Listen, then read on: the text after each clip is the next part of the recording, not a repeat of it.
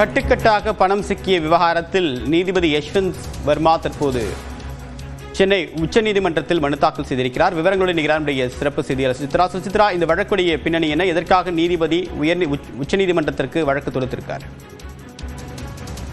டெல்லி உயர்நீதிமன்றத்தினுடைய நீதிபதியாக இருந்த பொழுது யஷ்வந்த் வர்மாவுடைய இல்லத்திலிருந்து கட்டுக்கட்டாக பணக்குவியல் எரிந்த நிலையில் கண்டெடுக்கப்பட்ட விவகாரத்தில் அவருக்கு எதிரான ஒரு பரிந்துரையை அவரை குறிப்பாக பதவியிலிருந்து நீக்குவதற்கான ஒரு கடிதத்தை உச்சநீதிமன்றத்தினுடைய விசாரணை குழு என்பது வழங்கிய நிலையில் அதற்கு எதிராக தற்பொழுது யஷ்வந்த் வர்மாவுடைய தளத்திலிருந்து அந்த மனு தாக்கல் என்பது உச்சநீதிமன்றத்தில் மேல்முறையீடு மனுவாக தாக்கல் செய்யப்பட்டுள்ளது. குறிப்பாக விசாரணை என்பது முழுமையாக நடைபெறவில்லை எனவும் அந்த விவகாரத்தில் கண்டெடுக்க ஆவணங்கள் குறிப்பாக சிசிடிவி காட்சிகள் உள்ளிட்டவற்றை இன்கொயரி கமிட்டி என்பது தனக்கு காண்பிக்கவில்லை என்ற ஒரு குற்றச்சாட்டை அவர் அந்த மனுவில் முன்வைத்துள்ளது இங்கு முக்கியமாக பார்க்கப்படுகிறது. தங்களுடைய அதிகாரங்களை மீறி இந்த பரிந்துரையை உச்சநீதிமன்றத்தினுடைய அந்த ஒரு விசாரணை குழு என்பது பரிந்துரையாக வழங்கியுள்ளது என்ற ஒரு கருத்தையும் அவர் அந்த மனுவில் குறிப்பிட்டுள்ளார். முழுமையான விசாரணை நடக்காத பொழுது தனக்கு எதிரான ஒரு கருத்துக்களை எவ்வாறு ஒரு பரிந்துரையாக உச்சநீதிமன்றத்தினுடைய அந்த விசாரணை குழு என்பது வழங்க முடியும் என்ற ஒரு கேள்வி எழுப்பி இந்த ஒரு மனுவை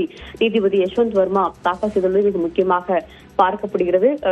முழுமையான ஒரு விசாரணையில் தான் ஒவ்வொரு முறை பங்கேற்ற பொழுதும் ஆவணங்கள் உரிய ஆதாரங்கள் என்பது தன்வசம் காண்பிக்கப்படவில்லை, தனக்கு எதிரான குற்றச்சாட்டுகளை அதற்கு எதிரான ஒரு கருத்துக்களை முன்வைப்பதற்கான அவகாசமும் தனக்கு வழங்கப்படவில்லை என்ற ஒரு குற்றச்சாட்டையும் அவர் இந்த மனுவில் முன்வைத்துள்ளது மிக முக்கியமாக பார்க்கப்படுகிறது. எனவே தன்னை நீதிபதி பதவியிலிருந்து தன்னை நீக்குவதற்கு பரிந்துரைத்துள்ள அந்த ஒரு விசாரணை குழுவினுடைய பரிந்துரைக்கு தடை விதிக்க வேண்டும் என்ற ஒரு கருத்தையும் அவர் முன்வைத்து இந்த ஒரு மேல்முறையீட்டு மனுவை அவர் உச்சநீதிமன்றத்தில் தாக்கல் செய்வது மிக முக்கியமாக பார்க்கப்படுகிறது. விரிவான தகவலுக்கு நன்றி சுசித்ரா.